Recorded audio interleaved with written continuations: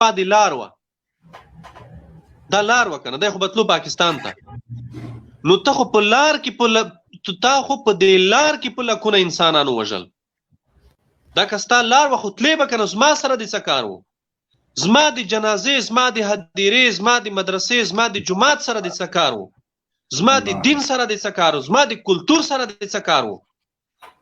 زما د ملي ارزښتونو سره دې څه کار و؟ زما د عنعناتو سره دې څه کار و؟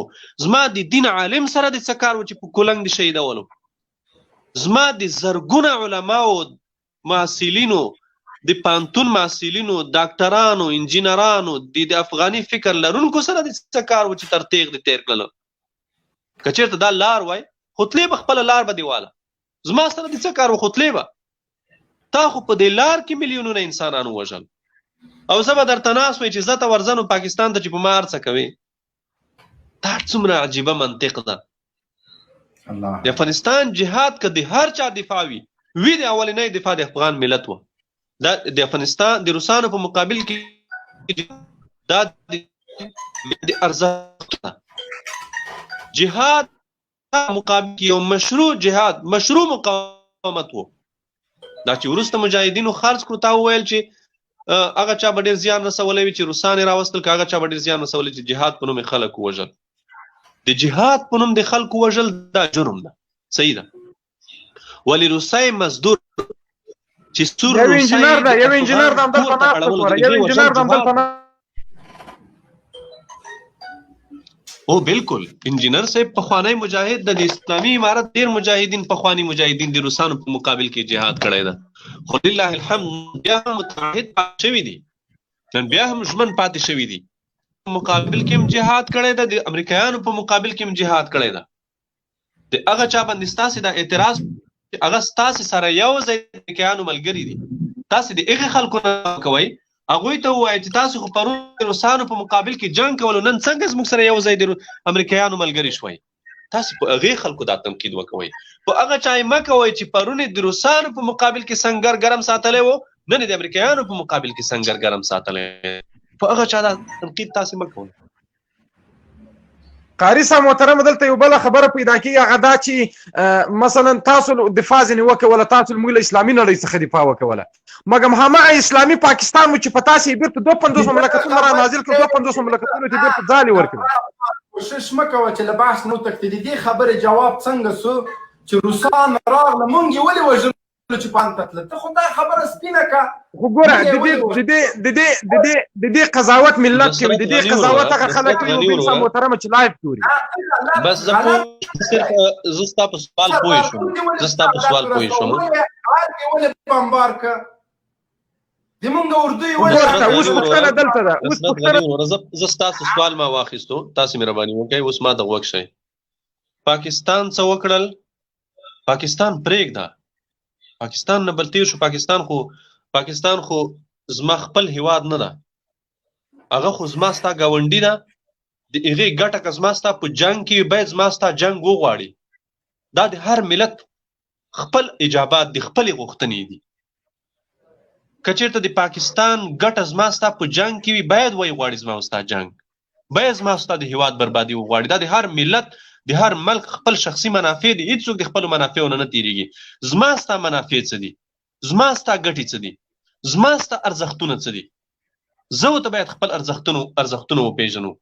پاکستان زما جهاد په لومړي قدم کې په اوله کرښه کې د افغان د کور دفاع وه، د افغان د جومات دفاع وه، د افغان د مدرسې دفاع وه، د افغان د جنازې، د افغان د خیرات دفاع وه. په دویم قدم کې بیا د ټولې نړۍ دفاع وه. کړې مې ده بالکل. دا د روسانو حماقت و، دا د کمونستانو حماقت و چې روسان افغانستان ته راوستل. هغه روسان چې هغوی د نړۍ سره جنګ کولو او سنګر افغانستان جوړ کړی و، دغه کمونستانو د لیلین یتیمانو خو به دومره فکر کړی وای چې روسان خو زما دپاره نه دي راغلي، دا خو د دې ځای نه نړۍ ډزوي، نړۍ ولي. روسانو بیا د خپلو غلامانو سره څومره بې وفایي وکوله، څومره جفا یې ورسره وکوله چې دوی زاره یې کوله چې موږ مه پرېږدئ، هغه ترې لاړل وتښتېدل.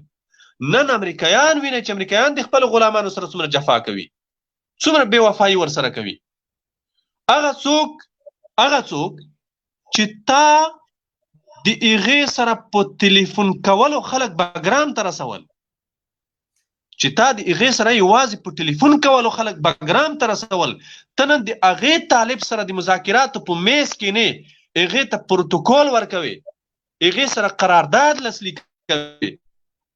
هغه طالب چې زه ما به یې ته کور ته اړولې، هغه طالب القاعده پر چې تا د ده سترګې تړلې وي، هغې طالب دپاره هغه طالب چې تا په ما باندې ووژلو، نن ته هغې سره لګیا یې قرارداد ورسره کوي. دغه امریکایي ګوډاګیان خو دې دومره وکوي، د خپلو ټوپکو شپېلۍ دې په دې امریکایانو راواړوي که نه، ورته ولې وایي چې دا خو ترهګر و، دا خو تروریست و. ګوره قاري صاحب خو تاسې په پاکستان کې اوسېږئ، ولې پاکستانیانو خپلې شپېلۍ نه راوړي؟ ولې نه ورته وایي چې ولې په امریکایانو ته اډې ورکړې؟ تاسې په ملا برادر ابد پاکستان ته نه راغی، خو هماغلته تاسې ولې شپېلۍ نه ورباندې راړوئ چې ولې ما اډې ورکړې؟ وروره موږ یې ځکه نه راړو چې موږ خو په امریکایي راړولې ده. تا په چا راړولې ده؟ تا په چا راړولې ده تر اوسه پورې؟ ما خو په امریکایي راړولې ده. امریکایان مې په ټیټو سترګو مجبور کړو، ټانګونه یې په ترپالونو کې پیچلي دي، ترپالونو کې د ټانګونو کونې پیچلي دي، له شرمه یې څرګند ایستلی هم نشي، په پټه یې باسي. خو دا زما ویاړ زما دپاره بس ده. دا یوه مېړانه خو ته وکوه چې په عمر دې نه پنجابي ته څه وویل، نه د عرب ته څه وویل، نه د چې هېچ چاته دې څه ونه ویل. دا امریکایي ته خو ووایه، د امریکایي نه خو د ټوپک شپېلی راواړوه چې 20 کاله دې په ما همدا طالب ووژلو، همدا طالب دې په ما د ده د کور دې په ما ړنګ کړو، زندان ته دې راباندې ولېږلو، او نن ته لګیا یې د هغې سره قراردادونه کوي او ما ورته پرېږدې. عقلا دومره خو وکوه. قاري صاحب محترم، دوی چې دومره وایي چې وجدان خو در پورته کړه. قاري صاحب دوی چې وایي تاسو پاکستان ته لاړئ، پاکستان ته ملا برادرو یو بل دا خبرې کوي، تر 2006 کاله پورې خو په افغانستان کې چا ماته د ژوند کولو حق نه راکوه. په کور کې به مې که ورته ویلې زه بېګناه یم، پټی کړم، وایي نه تا طالبانو سره یو وخت ډوډۍ خوړلې وه، ګیره دې پرې کړې، لونګۍ په سر ده، نو تا خو ژوند کولو ته نه پرېښودلم.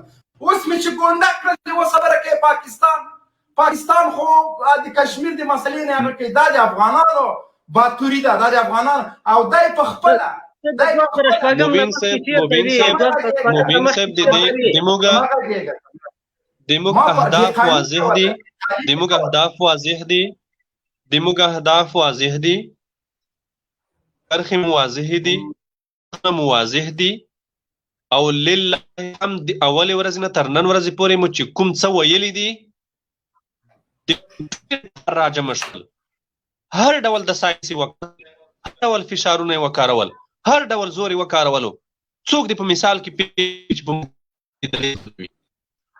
اشغالګر به د دې خاورې نه وځي، دلته به اسلامي نظام قایمیږي. دا زموږ اهداف دي. راځئ چې اهدافو ته وګورو. قاري صاحب محترمه، اشغالګر به وځي، ګوره دلته بیا داسې اشغالګر را ننوځي چې هغه به بیا ته نه ایستلی شي، نه بې زه ایستلی شم. لکه ایرانیانو نه یې غواړو، په نړۍ کې هر څوک چې د امریکایي اشغالګرو په مقابل کې د موږ سره مرسته کوي، یا د امریکایي اشغالګرو د راوړل شوي سیټاپ په مقابل کې چې د موږ سره مرسته کوي، موږ یې هرکلی کوو. زه نه غواړم چې بحث مو ګډوډ شي، که ماته دلته نور مېلمانه دي، تا ته مو ډېر وخت درکړه، دومره غټ فیلسوف نه یې، اخره کې وخت درکوو خالي او سوال دوه سواله وکړې. حسرت افغان مونږ سره پاتې شه، کټوازي صاحب ته وخت ورکوو، که چېرته کوم سوال هم ذهن ته راغی کوشش وکړئ د ادب په چوکاټ کې وکړئ او له حقایقو سترګې مه پټوئ. راځئ هغه ورځ هم در په یاد کړئ چې همدغه امریکانو د اردو عسکر په څاپېړو وایي، هغه ورته وایي لاس مه اچوه، جنسي تیری ورسره کوي.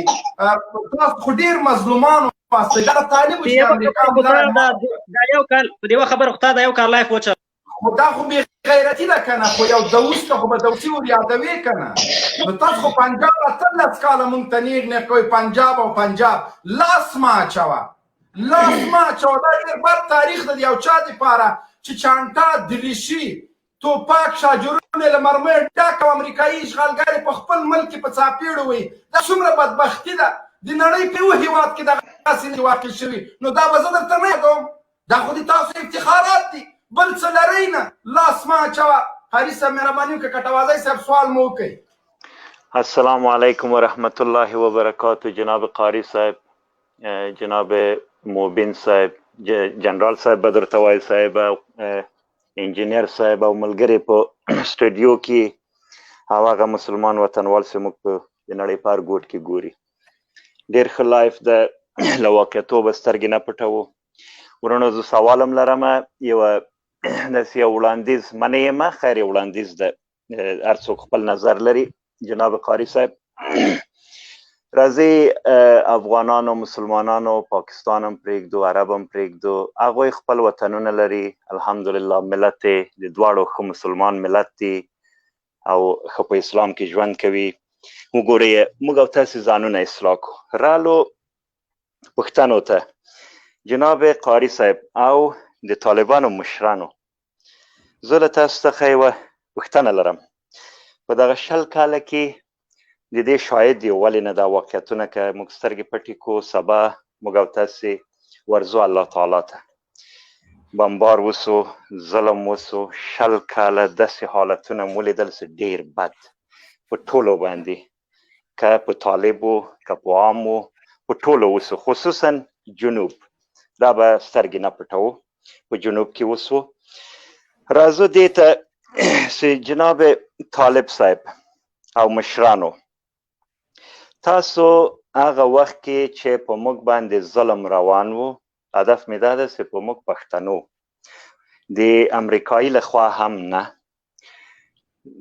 پوهېږم نوم یې شر و فساد واخلمه، څه واخلمه، د شر و فساد لخوا او له ورسره دغه رافضي ډلو لخوا تاسو یو څه اندازه امکانات هم زه مطمئنه یم چې تاسو درلود. دی ګورئ څو حالتونه په پښتنو باندې خصوصا په شمال کې راوستل. له تاسو سره دغومره امکانات ول، زه دا نه وایم چې تاسو باید تعصب کړی وای، تاسو خدای نخواسته، ولې په دین کې دا شی نشته.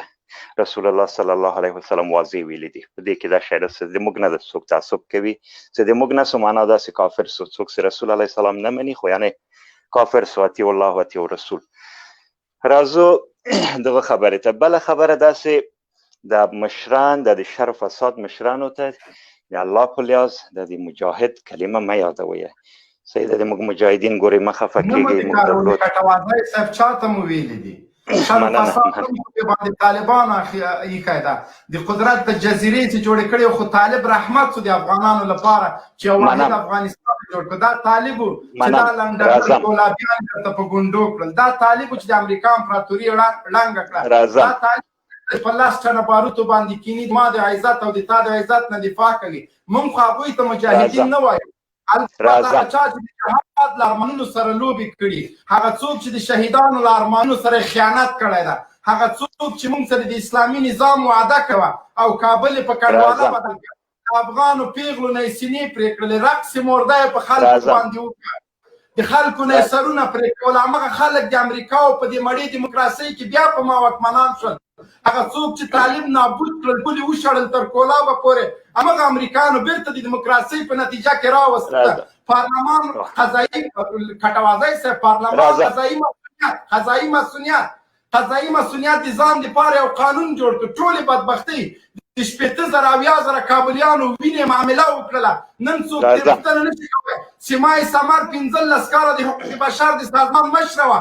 کوم خاین، کوم غاصب، کوم جابر محکمې کش کړی؟ دوستم چې د 18,000 طالبانو په وینو باندې لاسونه سره دي، هغه معصوم اسیرانو نن لومړی مرستیال او د مارشالۍ رتبې ورکول کېږي.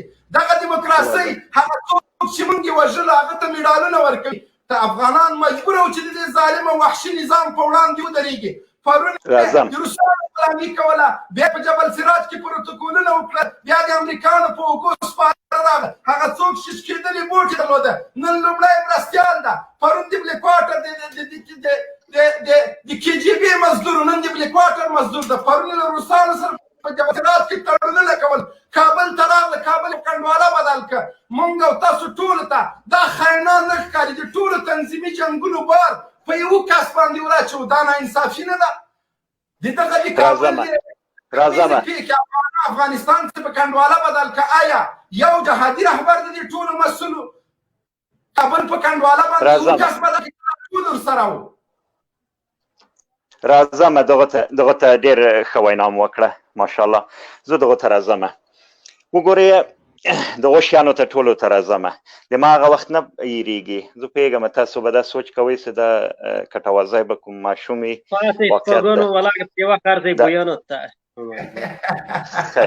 خیر بیخي ما ورته خاندئ، خلکو ته مزاړئ، پروانه کوي. لاس ما اچوه، موږ به دومره درته وایو لاس ما اچوه. د دې هغه آخري تحلیل او استدلال همدغه ده. نه خیر، موږ او تاسې به هغه واقعیتونه وایو. زه د طالبانو هم واقعیتونه وایم، زه د چا پلوي نه یم. وګورئ لکه ما چې وویل سوال وکړه دلته ته موږ سره داسې مینه چې ته سوال وکړې او لاند نظر ورکړې، لیکچر ورکول که کوې چېرته بیا خپل لایف وکړه دلته سوال د ادب په چوکاټ کې او وړوکی نظر تر هغو پورې نه زه همیشه د ادب په چوکاټ کې یم. ما شاید وپېژنې کټوازی صاحب په ډېر احترام سره دا د ولس او د طالبانو لایف دی. هغه څوک وهاب شنولی د طالبانو دي، تاسو کولی شئ چې دا نه سوال وکړئ که وخت راکړي که چېرې وخت وکړو که وخت راکړي قاري صاحب راغی سوال وکړئ. تاسو قاری صاحب سوال کولی شئ او تبصره مهرباني. بله و صاحب، یعنی انشاءالله خرابی نراځي. خیر دی، نه زه د دې سړی نه یم چې انشاءالله نه ملت خفه کړم نه طالب خفه کړم. کټوازی صاحب زه یو له هغه کسانو نه یم چې سوشل میډیا ډېر په کلکه څارم او ټولې خبرې د ما سره په ریکارډ باندې دي. مهرباني وکړه. بله خو زه دغه درته وایم، زه که غواړې مخ هم درته ښکاره کړم. بعضې خلک وایي چې فلانی ضرور نه ده ما ولیدلې، ما د تا تحلیل هم کتلی، د تا خبرې هم کتلې. لطفا که سوال وکړئ قاري صاحب راغلی. بله سوال مې دا ده، وګورئ سوال مې دا ده، آیا دغه دا اوس تاسو په سوله کې ناست یاستې له دې خلکو سره؟ یعنې دا د دې دپاره نه کوم دا پوښتنه چې تاسو ته خدای نه حق لري. نه حق لري. مهرباني له دې خلکو سره چې ناست یاستې، دا هغه خلک نه اوسې 8000 کسان یې تر خاورو لاندې کړو، نومونه به یې نه اخلمه. او آیا صحیح ده ټول په واقعیت سره مسلمانان وو؟ دماغه یو مولوي احسان الله تاسې به زه هم په یاد هم نه وي. ولې نه هغه د موږ ایډیال ده، الګومه ده. مهرباني یو هغه به زما تر قیامته هیر نه سي، یعنې په هغه رقم عالم، په هغه رقم فصیح عالم. نو اوس له هغو سره کېنستل د تاسو او په آینده کې له دوی سره څه ډول چلند د تاسو؟ او آخري خبره هم دا کوم، وګورئ صلاح الدین ایوبي چې کله له دوی څخه یې پوښتنه وکړه چې تاسو په کفارو سره ولې مستقیمه جنګ نه کوئ؟ ده ورته ویل نه، له مخکې به دغه د دې لستونې ماران اول لرې کوم، لکه د رافضیان. تاسو رافضیان به خپله بیا وپېژنئ، زه داسې واضح نومې نه اخلم، شاید وپېژنئ. دا به لرې کړمه، بعد له هغو به یې اسانه کړمه ځان ته، ولې دغه یې ملاتړ دي. هدف مې دلته نه حکومت ته نه بل څوک رافضیان تاسو خپله پېژنئ. والسلام علیکم ورحمة الله وبرکاته. وعلیکم السلام. مهرباني قاری صاحب محترم. کټوازی صاحب محترم، د دې خلکو سره مطلق ناستای، د هغې خلکو سره کېناستل چې هغوی د موږ په زرګونه مجاهدین په شهادت رسولي دي، دا ناستای کومه محظوره خبره نه ده، یعنی کوم ممنوع شرعي ممنوع عمل نه دی. نبی کریم صلی الله علیه وسلم هم د خپلو سرسخته دشمنانو سره ناسته او خپل سرسخته دشمنان معاف کړي دي. نبی کریم صلی الله علیه وسلم هغه سړی هم معاف کړی دی چې د ترې په شهادت رسولی و. هغه سړی هغه ښځه هم معاف کړې ده چې نبي کریم صلی الله علیه وسلم د تره سینه یې څیرې کړې وه، د هغې زړه یې په خپلو غاښونو کې چیچلی و. خو الله رسول صلی الله علیه وسلم د خپلو اهدافو نه و تیر شوی. موږ که د خلکو سره ناست یو، هغه وخت کې دا عیب و چې موږ د خپلو اهدافو نه دوی ته تیر شو. موږ د خپلو اهدافو نه دوی ته نه تیریږو. موږ د دوی سره د دې په خاطر نه کینو چې په راتلونکي کې د حاکمیت او د واکمنۍ په اړه دوی سره مشورې وکړو چې د افغانستان په واکمنۍ کې دوی ته حصه ورکړل شي. نه، قطعا نه. د موږ هدف اسلامي نظام حاکمول دی په دې خاوره کې. د اسلامي نظام تر حاکمیت پورې به مبارزه روانه وي. دا هدف ده. دا هدف موږ د لاسه نه ده ورکړی. دا چې دوی سره موږ کینو او موږ خپل اهداف هم له لاسه نه ورکوو، دې کې کوم محظور نشته.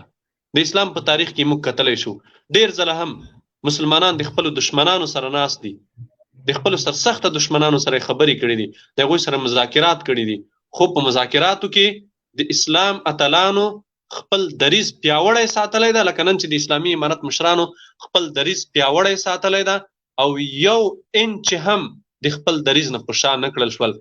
18 میاشتې امریکایانو بمبارونه وکول، وحشتونه یې وکول، ظلمونه یې وکول، داسې بمونه استعمال کړل چې په تیرو 19 کلونو کې نه و استعمال کړي، خو په اسلامي امارت تر اخري ورځې پورې وربند ونه مانه. امریکایانو زور دا واهه چې د مذاکراتو نه مخکې تاسو موږ سره وربند وکوئ. اسلامي امارت ورته ویل چې څو پورې چې تاسو زموږ غوښتنې ونه منئ تر هغې پورې وربند نه کېږي. تر هغې چې دوی غوښتنه ومنله، د تړون لاسلیک ته را میدان ته شول، اسلامي امارت دوی سره وربند وکولو. اوس هم دغه ګوډاګیان زورونه وهي چې موږ سره وربند وکوئ.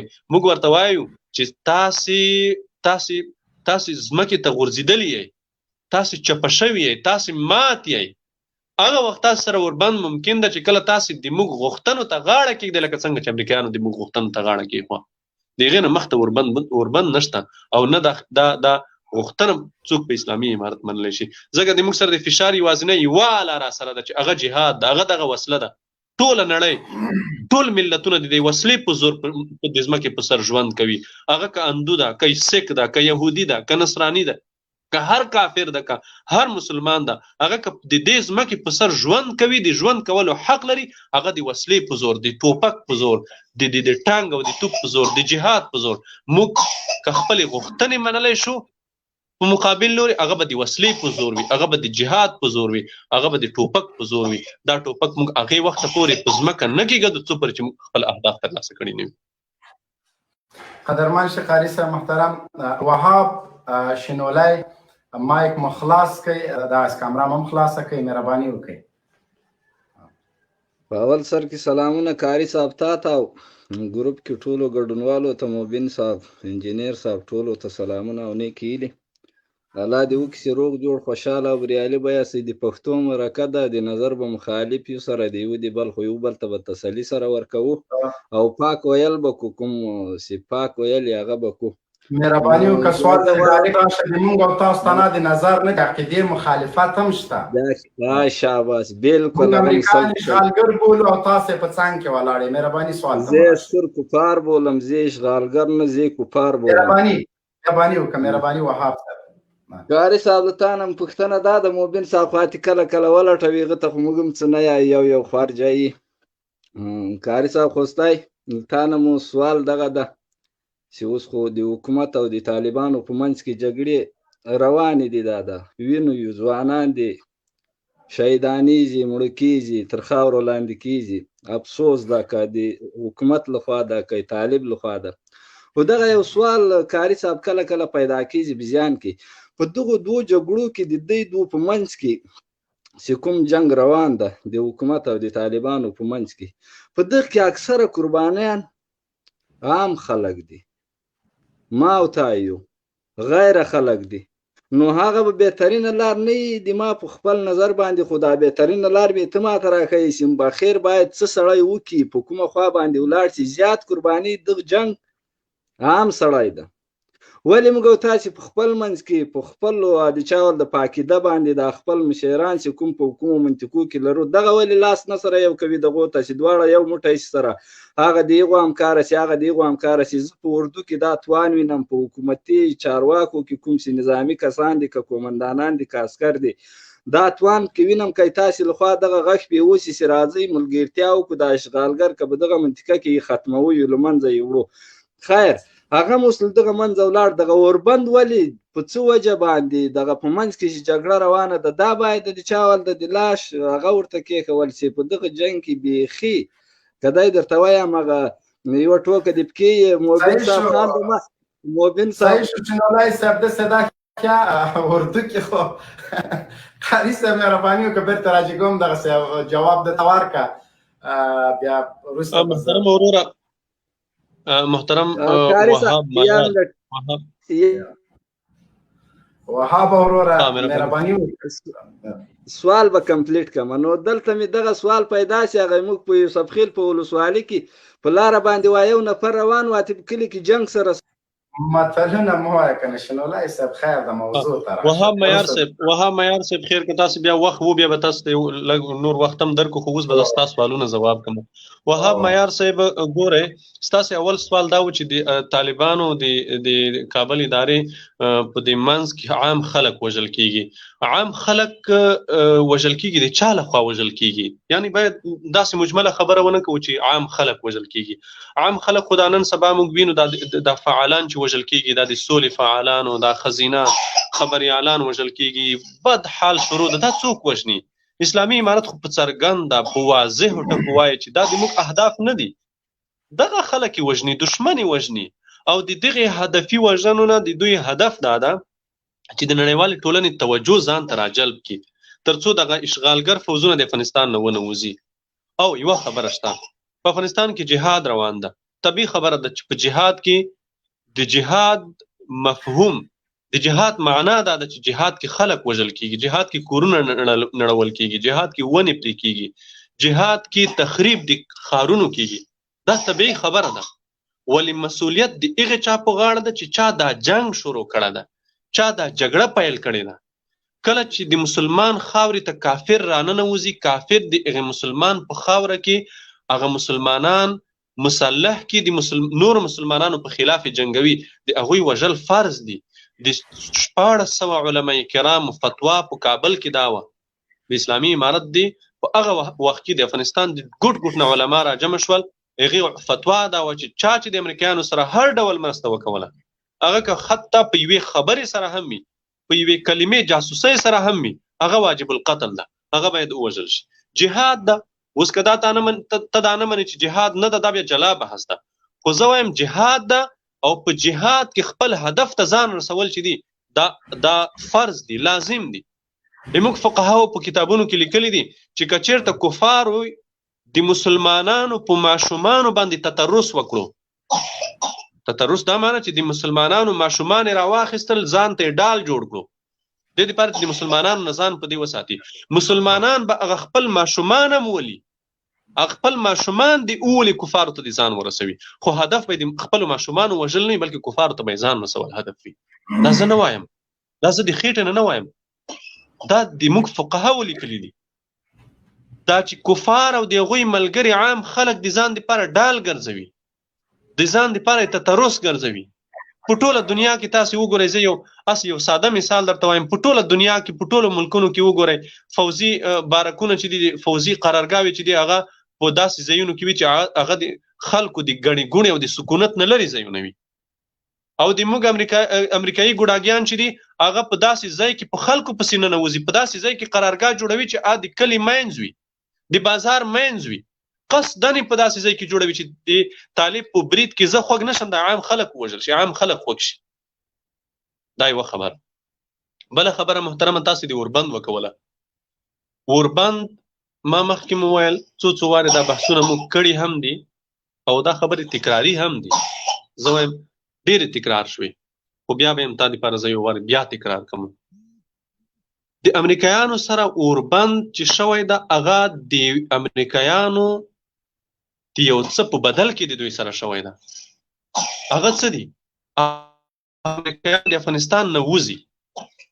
اوس ستا څه نظر ده چې امریکایان د افغانستان نه وځي، موږ په مرۍ کې راونیسو چې نه ولاکه رانه ووځي، زه جنګ در سره کوم؟ دا مناسبه ده؟ نه، قطعا. امریکایان د افغانستان نه وځي، موږ اوربند ورسره کړی ده. دوی د وتلو کې چې دوی وځي، د وتلو کې اوربند کړی ده. خو د کابل اداره، د کابل ادارې سره اوربند ولې نه کوو؟ ځکه د کابل اداره اوسه پورې د موږ غوښتنو ته تیاره نه ده. دغه امریکایي ګوډاګیان اوسه پورې د موږ غوښتنو نه دي تیار. هغه ډول چې اشغالګرو امریکایي غوښتنې ومنلې، دا دویم د موږ غوښتنو د موږ غوښتنې ومني، د دوی سره اوربند کېږي. تاسې به هغه د دا موارد لیدلي وي چې اسلامي امارت اوربند په پای کې ذکر کړی ده چې اوربند هلته کېدلی شي ټول پورته موارد ومنل شي، ومني مسلمانانو حاکمیت په دې خاوره ومني، د هغه خلک محکوم شي چې هغه د امریکایانو جاسوسان وو. هغه خلک محکوم شي چې دلته په زرګونه انسانان وژلي دي، هغه خلک محکوم شي چې د CIA ملیشې دي او د CIA دپاره د خپل افغان کورې چاپه والي ده، هغه وخت کې بیا کېدل.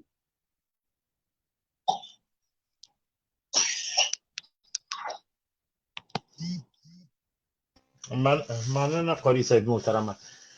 شینولی صاحب فکر کوم د خپل سوال ځواب اخیستی دی، نو زیاتینو ښو الفاظو ورته تشریح شو او ښه ثابت سم صحیح نظر هم ورکوم. مهرباني را وشي دغه بل ورور ته دغه نوم چې په انګلیسي نشته دی، ډېر د وخت نه شینولی صاحب مهرباني وکړه خیر دی نور ته هم وخت ورکړو. او تاسو لږ صبر وکړئ وخت درکوو. سلام علیکم قاري صاحب، ټولو ملګرو ته سلامونه وړاندې کوو. خدای دې شي وکړي روغ او جوړ وي. قاري صاحب کا تاسو خو ما یو سوال و بدبختانه لاړ. انجینر صاحب ته هم سلامونه وړاندې کوو. وعلیکم السلام. سوال قاري صاحب کا تاسو خو زه خیر پران خل ما سوال دا و لکه د کابل کې چې قاتلان ناسي دغه د مجاهدینو په نوم باندې دغه خو تقریبا 80,000 کسانو خلکو نو ډیر وزدي وو او بیا د مجاهدینو د عوام کې لکه دوی وايي مجاهدات هم کړی. آیا د افغانستان ته دیونه غټ زلل بل چاره سوالای کنه؟ ما سوال دا د سیاره دغه خو 80,000 خلک شهیدان کړه، مهاجر کړه، وی وزل به کور کړه، کورونه تر غضب کړه، دوی د عوام د جهاد کوي. اوس ان د خلکو سره باید سوسي خو قاري صاحب لاړ زه خو کراغه ما دغه سوال د بیا تاسو تر وکړ نو دغه خابل سوال می دغه لکه دوی خو پورته الوزي وسم د حکومت نه ما په قاري صاحب نه ما د غوښتنه و د حکومت نه دا هغه ته ډیر خند دي کنه لکه د هغه صلح په هغه کې دوی خند دي او پر لار نه دوی زیات خند طالبانو ته دوی دي. نو آیا دغه سره وسکیږي په کدا جواب ما ته راکړي؟ قاري صاحب خو راغی. قدرمن شه الله پاک معزاتو که قاري صاحب خو به تاسو سوال هم نه وي اورېدلی. قاري صاحب محترم دې ورور سوال دا و چې کابل کې 80,000 کابلیان چې وژل شوي دي هغوی سره به تاسو څه کوئ؟ او اوس د حکومت په څنګ کې ناست دی، د ټولو بدبختۍ علت هم همدغه خلک بولي. مبین صاحب 80,000 کابلیان چا وژلي دي؟ څه وایي؟